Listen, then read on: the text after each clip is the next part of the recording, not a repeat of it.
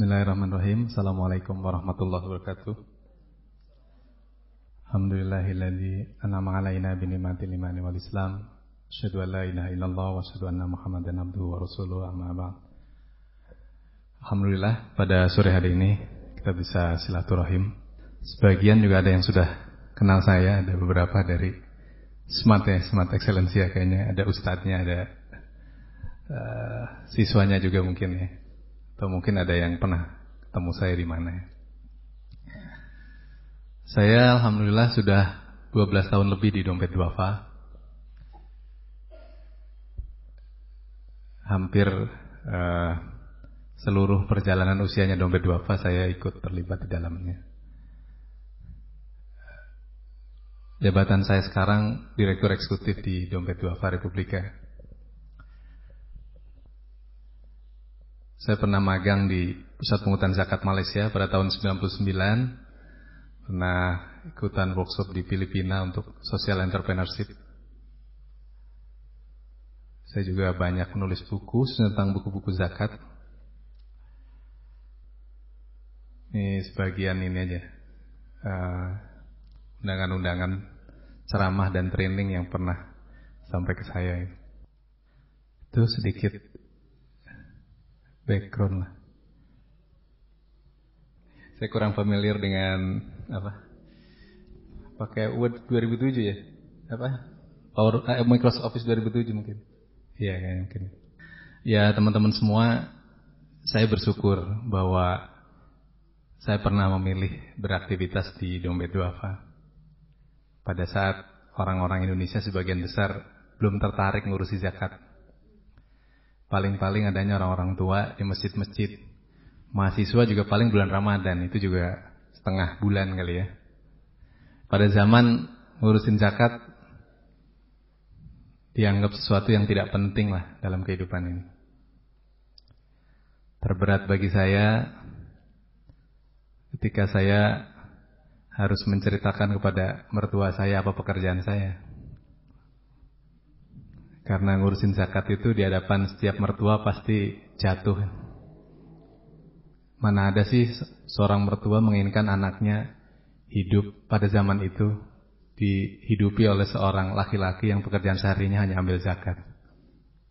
Pada zaman itu. Sehingga kadang-kadang mertua saya tuh mikir begini mungkin. Apa ini pikiran anak ini ya? Kok mau-maunya kerja ngurusin zakat seperti itu?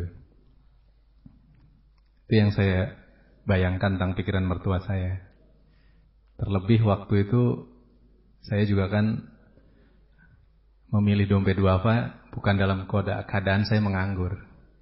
Bukan saya nggak ada kerjaan dan bukan pekerjaan saya lebih rendah secara secara gengsi dan penghasilan dibanding di Dompet Duafa. Saya waktu memilih Dompet Duafa masih aktif bekerja di sebuah perusahaan dengan gaji yang jauh lebih tinggi daripada di Dompet Duafa. Saya pernah ditanya wawancara sama pimpinan Dompet Duafa waktu itu. Ahmad, gaji kamu berapa sekarang di perusahaan itu? Saya bilang sekian. Itu pimpinan Dompet Duafa merah padam mukanya. Karena dia tahu Dompet Duafa nggak akan sanggup membayar saya sebesar itu. Pada saat pengumuman terakhir, keputusan, saya selalu ingat kata-kata yang diucapkan pimpinan Dompet Duafa. Karena itu juga salah satu bentuk ucapan yang tidak biasa di kalangan keputusan rekrutmen. Kalimatnya begini. Ahmad, kamu saya terima di Dompet Duafa. Tapi Dompet Duafa hanya bisa menggaji kamu sebesar sekian. Terima silahkan, enggak apa-apa, kita yang kalah. Jadi waktu itu Dompet Duafa itu mewawancarai saya dalam kondisi terpojok. Biasanya orang yang ngelamar yang terpojok sama perusahaan. Ini dalam posisi yang Dompet Duafa itu merasa terpojok menghadapi pelamarnya gitu. Karena pimpinan Dompet Duafa waktu itu sudah tahu saya tidak sedang nganggur, saya sedang tidak ada kerjaan, dan saya juga punya gaji yang jauh lebih tinggi daripada yang ditawarkan di Dompet Duafa. Kalau bapak-bapak dan ibu-ibu adik-adik sekalian mau tahu, gaji yang ditawarkan Dompet Duafa itu kurang dari 50% gaji saya yang waktu itu. Itu gambarannya seperti itu. Saya pun juga waktu pertama-tama di Dompet Duafa itu kayaknya sempat berdebar-debar dan sempat turbulen selama 1-2 tahun. Turbulen itu pikiran saya berkecamuk gitu. Apa mungkin ya hidup nanti saya punya anak, disekolahkan gitu. Dengan penghasilan seperti ini, dengan lembaga seperti ini yang aduh komputernya aja kayak begini gitu istilahnya. Waktu itu Dompet Duafa tuh kalau pakai komputer tuh gantian karena 1 berbanding 2 komputer sama orang itu. Komputernya juga speknya aduh udahlah tahu sendiri lah. Tapi saya kemudian bersyukur dan karena itu saya bertahan sampai hari ini. Sudah 12 tahun lebih saya masih di Dompet Duafa. Banyak sih nikmat-nikmat yang saya dapatkan di Dompet Duafa. Salah satu yang paling besar dalam hidup saya adalah bahwa saya menjadi orang yang akhirnya terpakai dalam urusan zakat di Indonesia. Itu yang termahal kalau menurut saya. Itu tidak bisa dinilai dengan materi lah. Bahwa saya akhirnya menjadi bagian dari sebuah perubahan besar zakat di Indonesia ini. Itu yang termahal. Sehingga kalau boleh saya bermimpi, mungkin saya ingin masuk surga dengan ngurusi zakat sajalah sudah. Gitu, itu kalau saya boleh bermimpi dan pernah saya ungkapkan dalam doa saya gitu. Sudah kadung ngurusi zakat seperti ini. Sebenarnya ya kalau zaman itu banyak orang hebat-hebat ngurusi zakat, mungkin orang-orang saya juga sebenarnya nggak kepake kali. Cuma karena ya yang lain pada nggak mau ya udah. Saya jadi ngurusin. Ya baik. Materinya sih sebenarnya kalau soal-soal pengetahuan saya asumsikan teman-teman semua, bapak, ibu, adik-adik semua ini kan sudah pada pintar-pintar lah ya. Apalagi ada ceramah zakat, bulan Ramadan pasti banyak lah. Mungkin saya lebih banyak cerita-cerita aja kali, karena itu yang lebih asik. Mungkin 8-10 tahun yang lalu saya pernah diberitahu bahwa ada seorang Pak Haji di pasar Minggu yang selalu membagi zakat di bulan Ramadan. Besarannya antara 300 sampai 400 juta. Biasanya dia membagi selama 3 hari. Biasanya hari ke-13, 14, 15 Ramadan. Itu selalu setiap tahun dia lakukan. Dia kasih pengumuman, kemudian orang berbondong-bondong ngantri lah di depan rumahnya Pak Haji itu. Ada tukang beca, pemulung, pengemis, macam-macam lah. Tukang sampah ikut mengantri di tempat itu. Saat saya diberitahu seperti itu oleh teman saya bilang begini, ini 8-10 tahun yang lalu. Tolong sampaikan salam saya Ahmad Juwaini dari Dompet Duafa itu. Tolong sampaikan ya kalau tahu sama Pak Haji itu. Saya sampaikan salamnya 2 poin saja. Yang pertama, apakah Pak Haji itu tahu orang yang ngantri di nomor urut 1, nomor urut 7, dan nomor urut 13 tidak memiliki hubungan saudara sama sekali? Itu sampai poin saya yang pertama. Yang kedua, apakah Pak Haji itu kalau ada orang sudah dikasih uang zakat, kemudian distempel dengan stempel atau diceluh jarinya suruh masuk ke sebuah tinta seperti tinta pemilu itu. Sehingga kalau dia ngantri lagi pasti akan ketahuan besoknya atau siangnya. Tolong sampaikan pesan saya itu. Dan itu saya ungkapkan di berbagai ceramah zakat saya sejak 10 tahun yang lalu. Kalau saya diundang ceramah zakat di perusahaan, di masjid, di mana, saya selalu mengungkapkan hal yang sama tentang kegundahan saya tentang hal itu. 5 tahun yang lalu terjadi kejadian orang yang antri zakat di rumah Pak Haji itu berdesak-desakan dan meninggal 4 orang yang di pasar Minggu itu. Ya. Jadi sepertinya salam saya tidak pernah sampai. Tapi Allah memberitahu cara mengingatkan si Pak Haji itu dengan cara seperti itu. Tahun 2007 kemarin di Gresik 1 orang meninggal. Dan tahun ini di Pasuruan 21 orang meninggal. Mirip dengan cara yang sama yang terjadi di pasar Minggu itu. Kalau seandainya begitu banyak Pak Haji di Indonesia seperti itu, apakah masih perlu berapa kali kejadian lagi untuk menghentikan seluruh perilaku Pak Haji seperti itu? Perlu berapa kejadian lagi untuk menghentikannya? Kan masalahnya di situ. Sepertinya kita bangsa Indonesia tidak pernah mau belajar dari peristiwa-peristiwa itu. Siapa sih yang gak senang membagi zakat? Orang berbondong-bondong menerima kita menyerahkan, orang miskin itu menerimanya, mencium tangan kita, mendoakan kita yang memberinya dengan doa yang begitu khusyuk, bibir gemetar, air mata meleleh saat mendoakannya. Siapa yang tidak merasakan kepuasan kalau beribadah suasananya seperti itu? Semua orang kaya merindukan pasti suasana seperti itu. Kepuasan spiritual yang sangat dalam kalau kita beribadah mengeluarkan harta kita. Orang miskin yang menerimanya melakukan cara-cara seperti itu. Pantas kalau orang-orang kaya ingin sering mengulang-ulang perbuatan itu. Karena memang itu ada kepuasan tersendiri. Tapi persoalannya sebenarnya, apakah zakat itu harus terus dilakukan hanya sekedar menggugurkan kewajiban dan memuaskan dahaga spiritualitas orang-orang yang membayarkannya? Saya ulang sekali lagi, apakah zakat itu hanya sampai pada titik pengguguran kewajiban dan memuaskan dahaga spiritual orang-orang yang membayarkannya? Orang Islam ini sejak Islam masuk ke Indonesia 13 abad yang lalu, ya, menurut catatan perjalanan Ibnu Battuta 13 abad yang lalu, itu pasti dan yakin melaksanakan zakat, membayar zakat, ya, membayar zakat. Baik zakat fitrah maupun zakat harta atau zakat mal. Tapi selama 13 abad itu, zakat di Indonesia tidak pernah menjadi sesuatu yang dapat dilihat secara kasat mata pembuktiannya. Besar gelombang seperti di tengah laut, begitu sampai di pantai itu terhempas, tidak ada bekasnya. Ya. 13 abad atau sekurang-kurangnya 8 abad umat Islam membayar zakat, itu bekasnya tidak pernah ada. Kalau umat Islam ditanya, seberapa besar umat Islam memperhatikan urusan sholat, ya, di Indonesia ini, maka jawaban yang paling mudah adalah kita bisa tunjukkan banyaknya masjid di Indonesia ini. Dari mulai masjid yang dibangun hanya dari bahan-bahan bekas karton dan kardus seperti pernah kita saksikan di kawasan Pemulung, ya, di Bantar Gebang Bekasi, sampai masjid yang terbesar di Asia Tenggara itu banyak ada di Indonesia.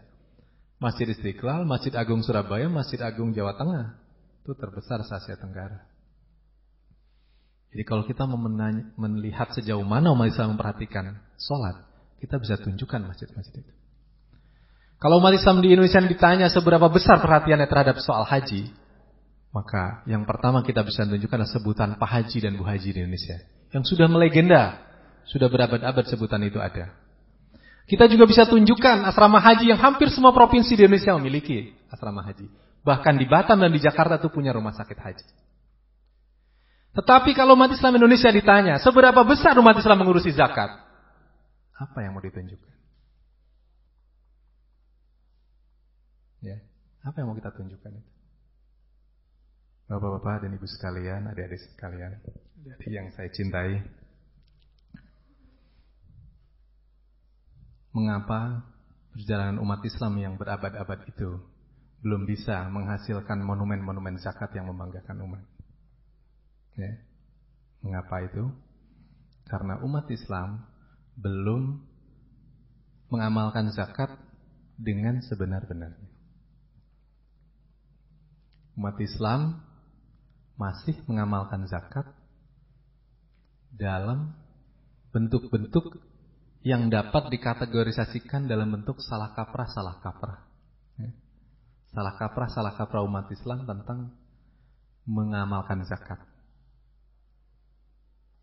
Contohnya tadi, Pak Haji itu, ya, dikiranya zakat itu ibadah individual, ibadah mahdoh saja.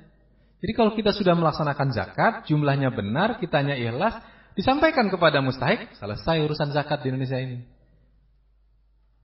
Itu salah kaprah pertama umat Islam, mengira zakat itu ibadah individual. Yang kedua, salah kaprah kedua umat Islam, mengira zakat itu identik dengan zakat fitrah. Zakat fitrah itu nilainya itu nggak seberapa, hanya 2,5 kilogram, 3,5 liter beras, dibayarkan menjelang sholat Idul Fitri, dibagikan sebelum sholat Idul Fitri, dalam rangka memberi makan dan membahagiakan orang-orang miskin. Sampai di situ tujuan zakat fitrah. Karena itu zakat fitrah tidak akan pernah menjadi sesuatu yang bersifat melakukan perubahan besar di tengah-tengah umat Islam ini, baik secara sosial maupun ekonomi. Yang bisa melakukan perubahan besar dalam transformasi sosial dan ekonomi umat adalah zakat harta, zakat mal yang jumlahnya sangat besar. Potensinya juga sangat besar. Karena salah kaprah zakat diidentikan dengan zakat fitrah itu, maka salah kaprah berikutnya muncul. Bulan zakat, bulan Ramadan. Itu salah kaprah berikutnya itu. Dikiranya bulan zakat adalah bulan Ramadan. Bulan Ramadan itu hanya identik dengan zakat fitrah. Tidak ada hubungan dengan zakat harta sama sekali. Zakat harta hanya berhubungan dengan dua hal saja, yaitu nisab dan haul. Kalau seorang muslim, hartanya telah mencapai nisab dan telah haul masa kepemilikannya, maka wajib baginya untuk mengeluarkan zakat itu pada hari jatuh temponya setahun itu. Kalau harta itu dimiliki pada tanggal 1 Muharram, mencapai nisab, pada tahun berikutnya, 1 Muharram tahun berikutnya, wajib dibayarkan zakat fitrah itu. Zakat harta itu, maaf. Kalau orang Islam punya harta, pada tanggal 29 Sa'ban, nisab di tahun yang lalu, maka tahun ini, haul itu jatuh tanggal 29 Sa'ban. Jangan sekali-kali diundur, dibayar bulan Ramadan beberapa hari lagi, menunggu pahalanya berlipat. Bukan pahala yang berlipat yang diperoleh, malah dosa kalau seperti ini. Ya. Zakat mal itu jatuh temponya, kalau datang dia dibayarkan pada saat itu. Boleh diajukan tapi tidak boleh dimundurkan. Kalau orang Islam di Indonesia kan senang bayar zakat di bulan Ramadan karena pahalanya banyak katanya. Jadi sekalian biar dapat pahala banyak. Ya mudah-mudahan memang orang-orang ini membayar zakatnya memang selalu di bulan Ramadan. Sehingga setiap tahun bulan Ramadan. Oke, nggak masalah. Ya, tapi sekali lagi sebenarnya zakat harta, zakat mal tidak ada hubungan dengan bulan Ramadan. Ya. Makanya dulu kalau seminar zakat adanya bulan Ramadan, ceramah zakat bulan Ramadan gitu. Itu sebenarnya ceramah zakat fitrah itu kalau mau dilakukan seperti itu. Kalau zakat harta mah haul begitu panen bayar zakat, nggak nunggu bulan Ramadan. Kalau zakat pertanian itu.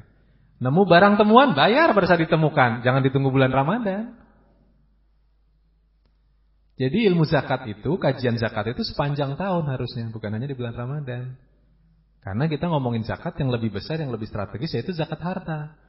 Kalau kita mau ngomongin zakat yang kecil, yang dimensinya itu pendek, manfaatnya tidak terlalu besar, hanya sekedar membahagiakan dan menyenangkan hati orang miskin, itu kita boleh ngomong di bulan Ramadan, itu namanya zakat fitrah. Dua, salah kaprah tadi sudah sebut. Salah kaprah ketiga, ya, karena tidak pernah diurus karena zakat selalu identik dengan individual, maka tidak pernah dikelola dengan baik. Ya, zakat itu tidak pernah dikelola dengan baik.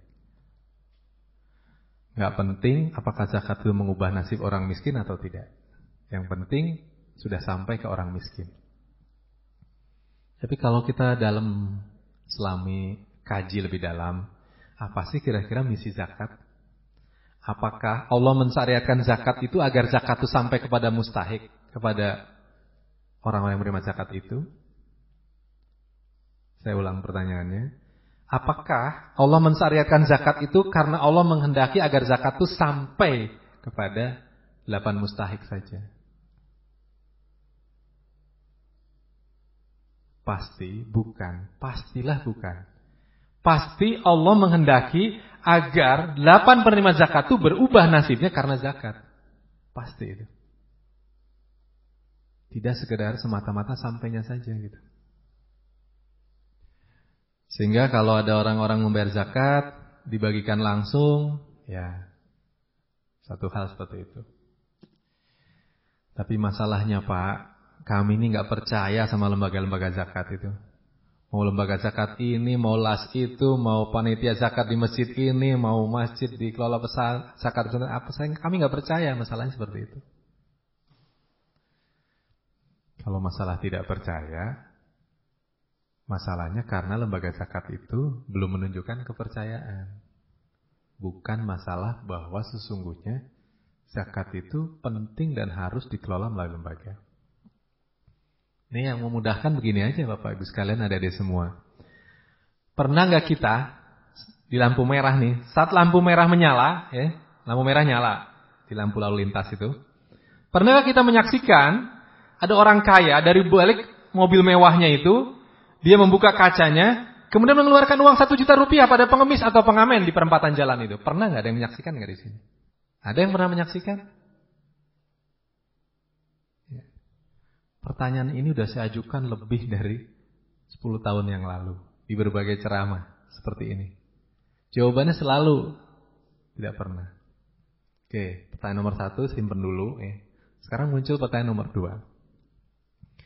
Ada nggak sekarang ini orang kaya, muzaki, mau mengeluarkan uang untuk sedekah atau berzakat 1 juta atau lebih? Ada nggak? Ada apa nggak ada? Ada nggak? Bukan ada Pak, banyak. Jawabnya banyak, bukan ada. Sekarang kita kaitkan pertanyaan 1 dengan pertanyaan 2. Kenapa? Meskipun begitu banyak orang mau mengeluarkan zakat infak sedekah 1 juta ke atas, tapi dia tidak pernah mau memberikannya di perempatan jalan. Jawabannya kenapa Pak, Bu, Dek, adik-adik semua nih? Kenapa? Ya? Khawatir sia-sia. Apalagi? Kenapa? Takut orangnya jadi malas. Ya, jumlah jamle intinya mah kurang percaya lah Pak. Soalnya tidak pernah terjadi kayak begini Pak. Ini ada seorang kaya di perempatan jalan yang biasa dia lalui dari rumah ke kantornya. Dia selalu melewati perempatan jalan itu. Hari itu dia mengeluarkan uang 1 juta diberikan kepada ibu pengemis yang ada di perempatan itu 1 juta. Besoknya dia lewat ke perempatan itu lagi dan dia lihat ibu itu. Kemudian sambil lampu merah hari itu juga dia nanya sama ibu, Bu, uang 1 juta kemarin dipakai apa? Dipakai buat beli beras Pak, buat makan saya dan keluarga saya. Sekarang tinggal 900.000. Oh, alhamdulillah, lewat si bapak ini ke kantornya. Besoknya lagi, lewat lagi, nanya lagi, Ibu, kemarin uang yang 900.000 itu dipakai apa lagi? Dipakai buat biaya sekolah anak-anak saya Pak. Habis 200.000, jadi tinggal 700.000. Lewat si bapak itu. Besoknya lewat situ lagi, ditanya lagi, Ibu, uang 700.000 dipakai apa lagi? Itu tidak akan pernah bisa dilakukan. Proses seperti itu. Ya. Jadi heran, setiap orang secara fitrah kalau mau menyerahkan uang besar, dia nggak bisa itu menyerahkannya kepada seseorang individu saja, itu nggak bisa. Itu fitrah manusia. Kalau ngasih uang 1.000 perak, 100 perak, sampai 10.000 atau paling 20.000, orang masih bisa ngasih di pengemis jalanan itu bisa gitu. Tapi kalau 1 juta itu tidak pernah orang itu mau memberikannya di jalanan. Itu menunjukkan bahwa kalau uang itu besar, tidak mungkin jatuh di jalanan. Jatuhnya adalah kepada lembaga-lembaga yang bisa dipercaya, Pak. Maka saya tidak heran saat 3 tahun yang lalu saya diundang oleh seorang presiden komisaris sebuah perusahaan otomotif di Jakarta. Datang ke kantornya, diterima langsung di ruangannya. Setelah Mbak Bibu dia nulis cek. Ini Pak, zakat harta saya, pribadi saya. Saya lihat di cek 500 juta itu. Saya mikir di zaman begini ada orang percaya ngasih uang 500 juta sama lembaga yang nama pengelolanya aja nggak pernah dia kenal, nama Ahmad Jua ini nggak dikenal sama dia. Ya, itu fakta bahwa lebih terkejut lagi saya 2 tahun yang lalu. Seorang ustadz menerima amanah dana ya, untuk sedekah 5 miliar itu. Saya aja dengar ceritanya aja mau pingsan rasanya.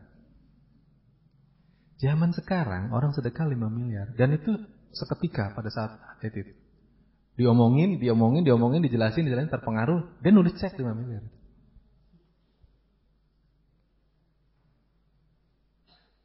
Saya mau mengatakan di sini sebenarnya bahwa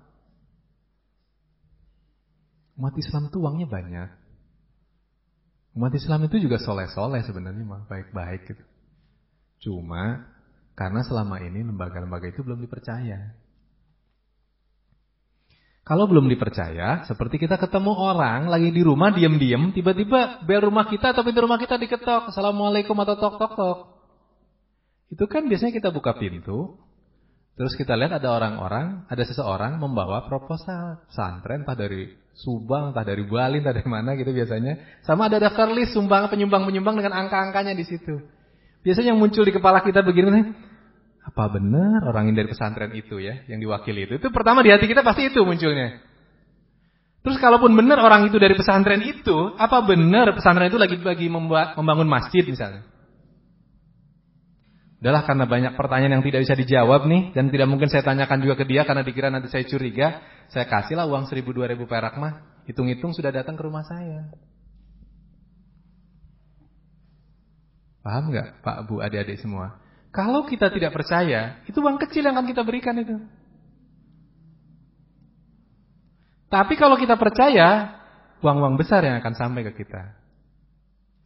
Jadi maksud saya, kalau misalnya di sini ada las Masjid Al-Huriyah, masih dapatnya uang-uang kecil, mohon maaf ya, itu artinya belum begitu dipercaya gitu loh. Mudahnya begitu. Loh itu betul, boleh aja itu dijadikan apa betul kalimat saya ini. Ada seorang ibu di Bojonegoro, 2 hari setelah penyaluran zakat yang di Pasuruan yang itu dia melakukan zakat juga ada yang pingsan, cuma nggak meninggal aja. Itu diwawancarai oleh wartawan sebuah televisi. Ibu kenapa nggak ini menyalurkannya ke lembaga zakat? Saya nggak percaya. Itu yang mengungkapkan jawabannya itu. Sulit kita meminta orang berzakat kalau lembaganya atau tempat akan dititipkannya itu tidak dipercaya. Ya. Tapi kalau sudah dipercaya, gak usah uang-uang 1 juta 2 juta, Bu, ya. 500 juta 1 miliar juga dikasihkan. Gitu. Kira-kira seperti itu. Berhubung saya juga nunjukin slide meskipun cerita saya sebenarnya gak berhubungan sama slide-nya, gak apa-apalah, ya. Takut. Loh, ini gimana?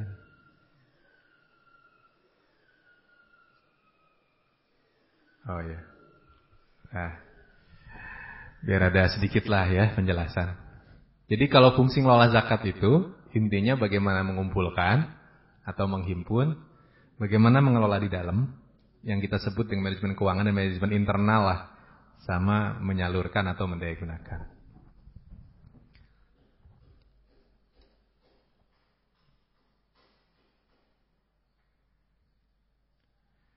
Wah, kalau yang gini-gini nggak inilah ya. Nanti hasilnya itu bisa dibaca itu. Jadi kalau kita mau mendatangkan uang banyak, itu syaratnya kita harus bisa dipercaya. Permen di Indonesia harganya 100 perak. Perusahaan permen seperti Relaxa atau Kopiko atau Fox ya, itu beriklan di televisi tidak kurang biayanya 2 miliar 1 tahun. Menghabiskan biaya promosi itu 2 miliar, tidak kurang dari 2 miliar.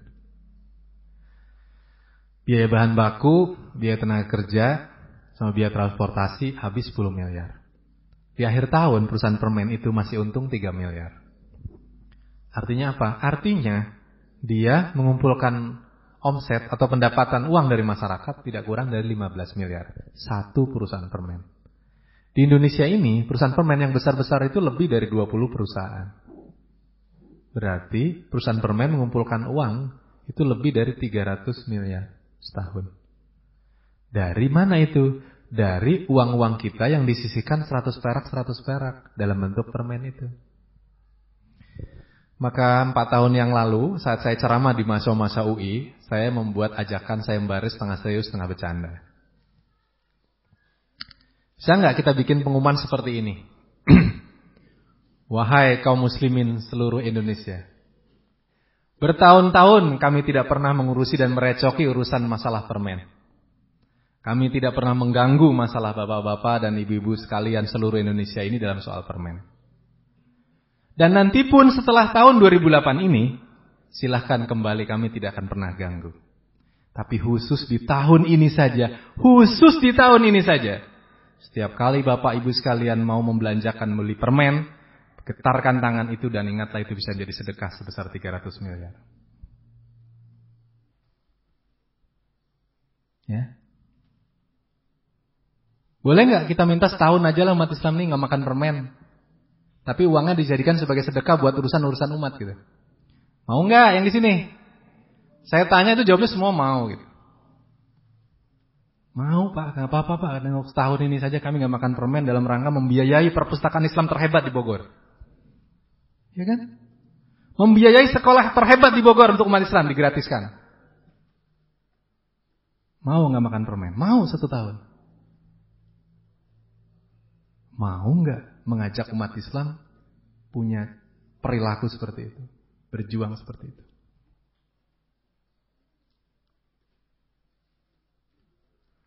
Sedih sekali, ada lembaga zakat sebulan cuma dapat 1 juta ngumpulin zakat.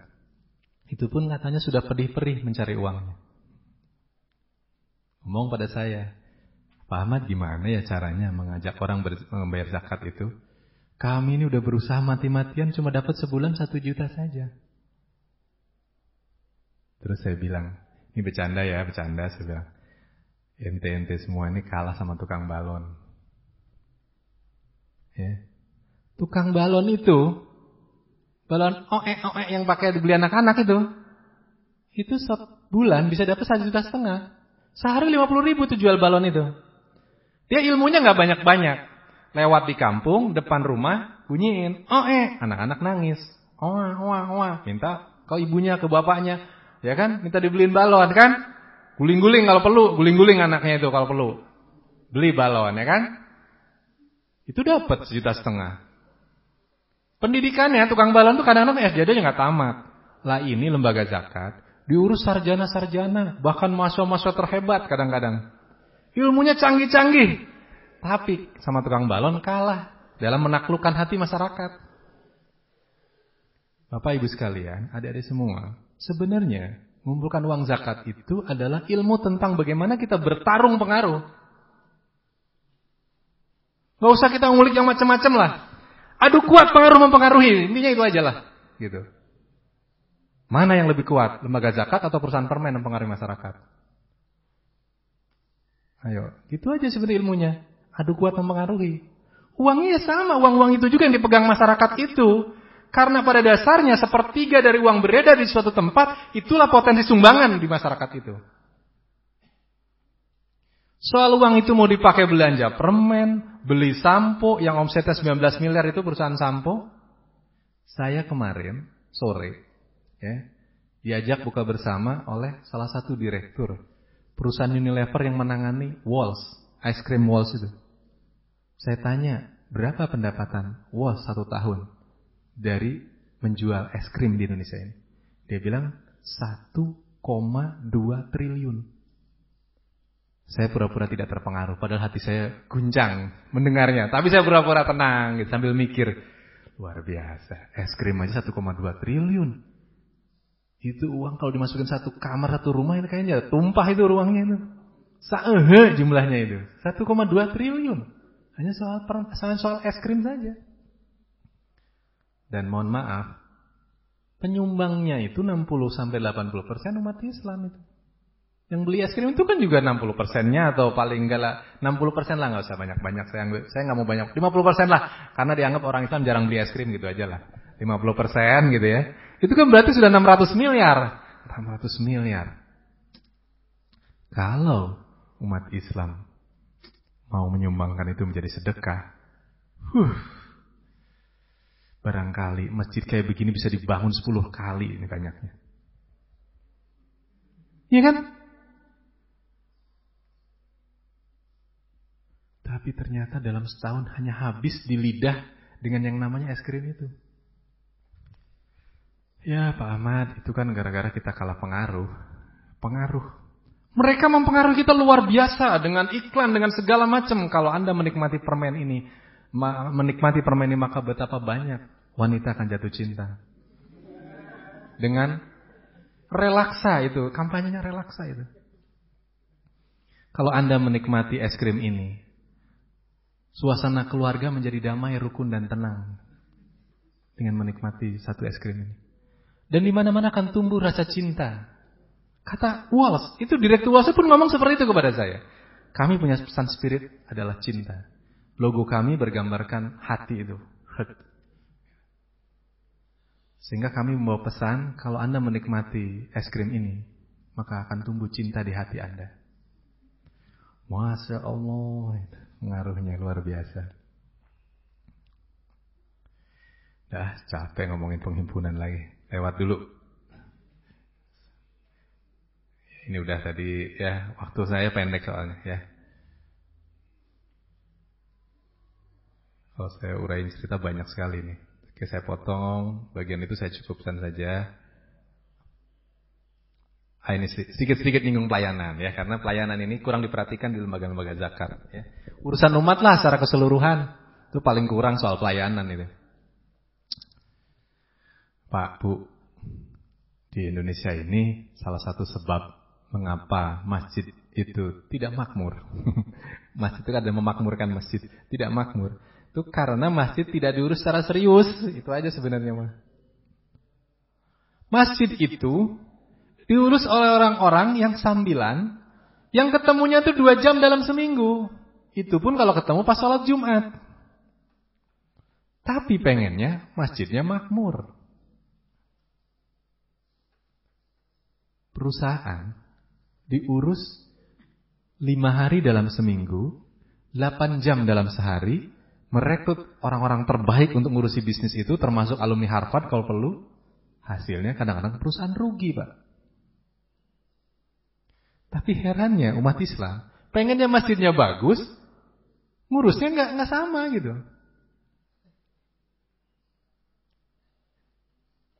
Harusnya imam masjid itu digaji semua, Pak Bu. Iya, imam masjid itu sama pengurus masjid harus digaji. Di Jakarta udah beberapa masjid sudah menggaji imam masjidnya itu sudah 4 juta, 5 juta, alhamdulillah. Dan itu benar Bapak Ibu sekalian komod saya. Masa depan itu benar akan seperti itu. Kalau masjid selama mengurusnya masih sambil lalu seperti itu, ya syukur-syukur masih ngurusi masjid. Di saat-saat sibuk masih sempat ngurusi masjid. Alhamdulillah masih ada yang ngurusi masjid. Benar nggak? Hasilnya juga alhamdulillah masjid ini begini-begini aja. Kan gitu. Kami di Dompet Duafa itu melakukan perubahan sejak awal sudah menggaji orang untuk ngurusi zakat itu. Meskipun gajinya belum seberapa besar tapi sudah digaji. Zaman pada saat zakat diurus sambil lalu seperti itu oleh masyarakat. Ya. Hasilnya bisa dibedakan, Pak. Karena kami sehari-hari harus mikirin zakat. Orang lain baru mikir setahun sekali di bulan Ramadan. Kami setiap hari mikirin zakat. Baca buku zakat itu bukan seperti Bapak Ibu sekalian. Mungkin bulan Ramadan baca buku zakat. Kami setiap pagi harus membaca buku kitab zakat dari fikih zakatnya Yusuf Qaradawi itu. Tiap pagi itu disampaikan itu. Yang tebalnya 1500 halaman itu. Ya. Itu tahun 96-97 itu.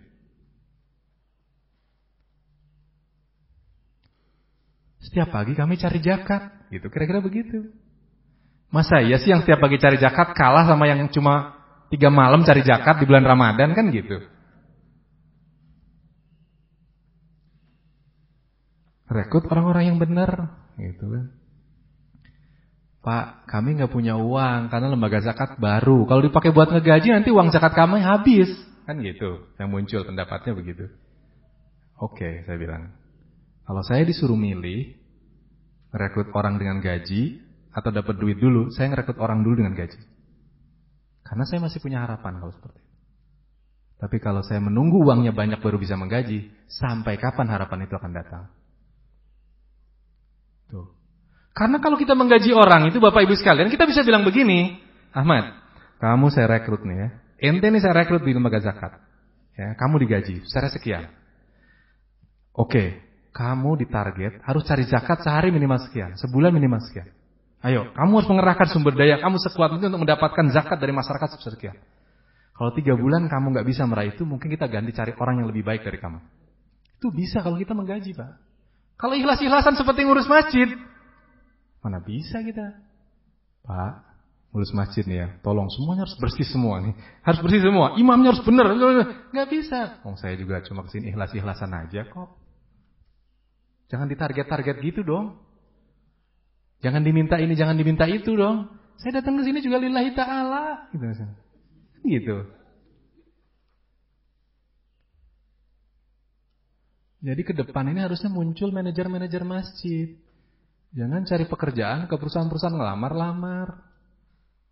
Pekerjaan itu kita create dari umat ini.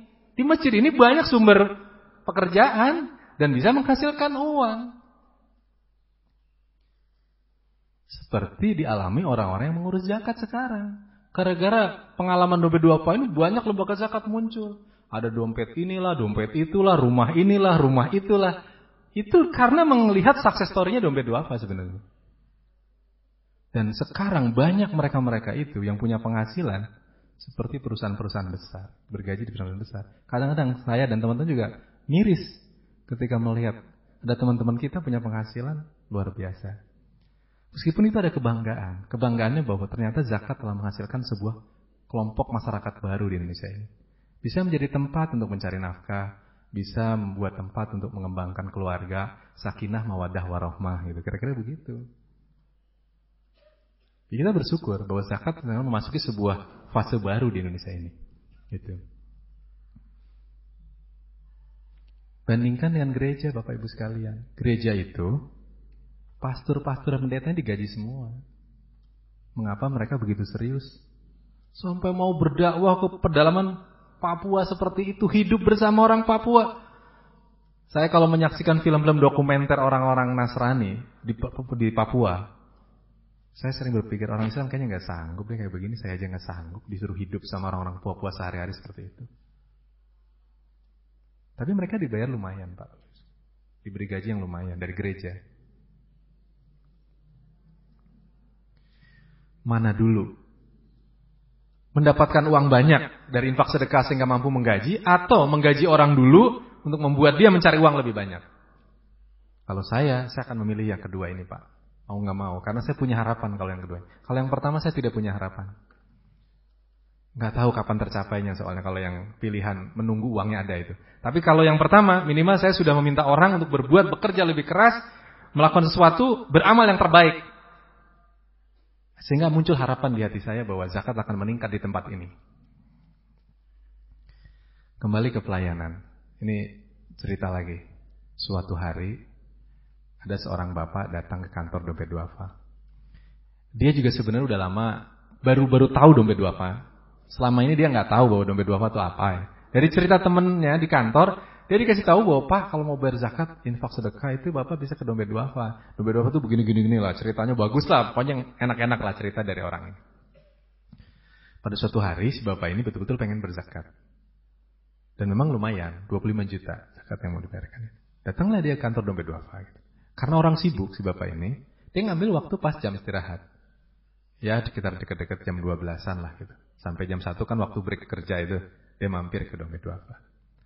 Setelah masuk ke ruangannya kita, diterima oleh salah seorang mbak kita yang melayani gitu. Assalamualaikum, basa-basi, ada yang bisa dibantu Pak? Ini saya mau bayar zakat gitu. Oh iya, silahkan Pak. Saya coba catat dulu Pak. Dia ngeluarin kwitansi. Nggak tahu gimana, si mbak kita ini tiba-tiba kebelet, pengen ke belakang. Akhirnya, Pak sebentar Pak ya, saya ke toilet dulu gitu. Oke. Si bapak itu nunggu, si mbak kita itu pergilah ke toilet. Nggak tahu dapat ilham dari mana, waktu di toilet itu tiba-tiba terpikir sholat duhur. Karena memang toilet itu bersebelahan dengan musola. Memang persis gitu. Mumpung sekalian udah di kamar mandi, sekalian wudu gitu. Akhirnya sholat dulu si mbak kita ini. Itu juga sholatnya udah kecepatan luar biasa lah gitu ya. Berapa kilometer per jam gitu. Pokoknya cepet lah dia udah. Yang penting dia maksudnya mumpung ke kamar mandi sekalian wudu sekalian sholat lah. Di sebelahnya musola emang di toilet itu kan. Langsung sholat. Begitu salam langsung Mbak Ibu ngacir langsung. Kembali ke tempat si bapak itu udah nggak ada. Di bapak itu katanya pikirannya begini. Wah lama banget sih. Kalau kayak gini mah saya bisa bayarin di masjid dekat rumah saya saja, nggak perlu ke dompet duafa lah. Itu cerita itu pelayanan. Ya. Sama seperti kita, atau seperti inilah, seperti misalnya kita ini ilustrasi aja. Pagi-pagi misalnya kita mau beli kerupuk, misalnya lah nggak seberapa harganya 500 perak yang bulat-bulat begitu, pergi ke warung sebelah, itu kan? Pak Ahmad, mau belanja apa Pak Ahmad? Ini Bu, saya mau beli kerupuk. Sebentar Pak Ahmad ya, saya lagi ngebajuin anak saya ini baru mandi, anak saya ini bandelnya minta ampun nih, nih anaknya nih katanya. Itu anaknya itu kan dipakai baju lari-lari gitu, sehingga saya melihat, loh kok saya nunggu mau beli kerupuk jadi seperti nonton fragmen perburuan ibu dan anaknya gitu. Gimana ini? Kan gitu. Wah kalau nonton sinetron seperti ini kelamaan, saya beli ke warung sebelahnya lagi aja lah gitu. Itu pelayanan itu seperti itu Pak. Ya. Jadi kalau kita itu tidak melayani dengan benar, meskipun orang itu berzakat dengan baik, dia pergi itu cari tempat yang lain. Apalagi orang-orang kaya. Orang-orang kaya itu lebih sensitif pelayanan Pak dibanding orang-orang miskin atau orang duafa, maaf ya. Kalau kami biasa ngelayani itu, ada orang miskin datang meminta bantuan, kita mau kasih itu kadang sampai tidur-tiduran di lantai gitu. Saking adem katanya ruangannya, jadi mau tidur-tiduran gitu. Suruh nunggu nggak ada masalah kalau mereka itu. Tapi kalau orang-orang kaya disuruh nunggu itu nggak mau rata-rata. Dia waktu itu dianggap sesuatu yang sangat penting. Nah kalau itu saya baru beri contoh satu hal tentang pelayanan. Baiklah sampai sini dulu kali ya. Untuk ininya, mungkin kita bisa tanya jawab. Nanti kita tanya jawab kalau ada sesuatu saya bisa tayangin lagi dengan slide-slide saya gitu. Oke, silahkan sementara saya akhiri dulu. Assalamualaikum warahmatullahi wabarakatuh. Waalaikumsalam warahmatullahi wabarakatuh. Ya baik. Bismillahirrahmanirrahim. Assalamualaikum warahmatullahi wabarakatuh. Ya saya sebelumnya mengucapkan terima kasih banyak nih buat Pak Ahmad nih. Jadi saya terbuka pikiran saya tentang zakat ini lebih luas lagi. Bisa nggak Bapak berikan ilustrasi gitu, bagaimana zakat ini bisa untuk memakmurkan bangsa Indonesia gitu? Bagaimana dengan misalnya zakat ini dikeluarkan dengan baik? Kita tahu bahwa sekarang ini zakat katanya masih berantakan lah, Basnas ataupun yang lainnya itu masih kurang. Nah, kemudian itu yang pertama. Kemudian yang kedua, di dompet duafa sendiri itu bagaimana gitu mengenai masalah pengumpulan dengan pengumpulan kemudian langsung menyalurkan ke masyarakat itu seperti apa cara teknisnya? Ya mungkin seperti itu Pak, mungkin bisa dijelaskan. Ya terima kasih. Assalamualaikum warahmatullahi wabarakatuh. Waalaikumsalam. Saya langsung tanggapi ya supaya saya tidak lupa gitu atau tidak hilaf. Yang pertama tentang potensi zakat untuk membangun bangsa. Alhamdulillah 2 hari ini saya banyak berdialog soal ini ya. Kemarin saya di DPR hearing juga soal pentingnya zakat gitu. Sama tadi saya temu beberapa media juga. Jadi ternyata menariknya penerima BLT itu kan orang miskin di Indonesia. Penerima BLT itu ada 19,1 juta KK di Indonesia. Ya, 19,1 juta KK. Potensi zakat hasil survei Pusat Bahasa dan Budaya UIN pada tahun 2005 itu jumlahnya 19,3 triliun. Artinya apa? Artinya uang zakat itu kalau terkumpul dengan benar, termobilisasi dengan benar, akan mampu memberi jatah hidup buat warga miskin Indonesia sebesar 1 juta rupiah per rumah tangga itu. Kan 19,3 triliun tinggal dibagi 19,1 juta kepala keluarga kan. Sekarang ini BLT yang dibagi itu 300 ribu per kepala keluarga. Berarti uang zakat jauh lebih besar sebenarnya. Artinya apa? Kalau zakat ini dimanage dengan baik, pemerintah nggak perlu pinjam uang lah untuk membagi BLT. Kasih aja zakat.